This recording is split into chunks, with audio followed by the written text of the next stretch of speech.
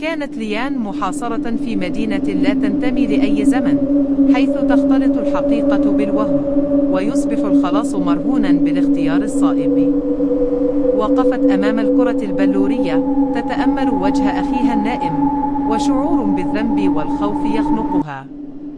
ظهر نور خافت فوق الأرضية، يرسم دائرة رمزية تتوهج كلما اقتربت منها. سمعت صوتا جديدا هذه المرة، صوت امرأة. ليان، لتفكي أغلال السبات، عليك أن تجدي مرآة الأصل. ولكن احذري، فالنظر إليها قد يفقدك ذاتك.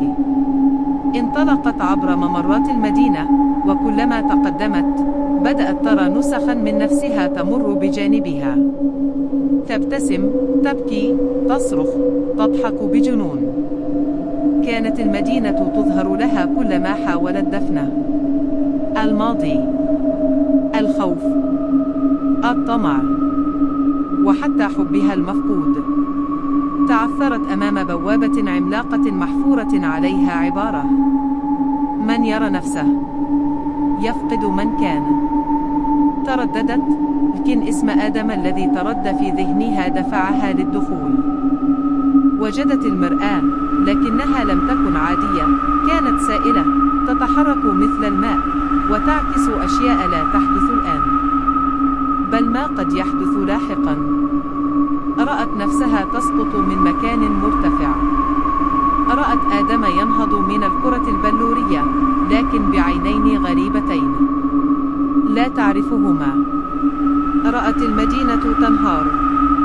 رأت نفسها تختار بين إنقاذ أخيها أو العالم بأكمله. عندما اقتربت من المرآة، خرج منها ظل أسود يشبهها تماما، لكن ملامحه كانت مزيجا من الحزن والغضب. قال لها: أنت لا تبحثين عن آدم فقط، أنت هاربة من نفسك. تقاتلت معه، لكنه لم يكن جسديا. كل ضربة كانت مواجهة لجزء من مشاعرها المكبوتة. كل حركة كانت اختبارا. في النهاية عانقته، وذابت الظلال.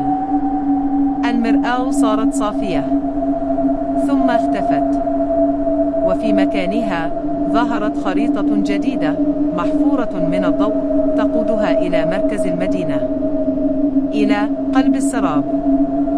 لكن في الخلف كان هناك من يراقبها: الرجل ذو العباءة الرمادية الذي لم يعد يخفي وجهه. لقد كان آدم نفسه.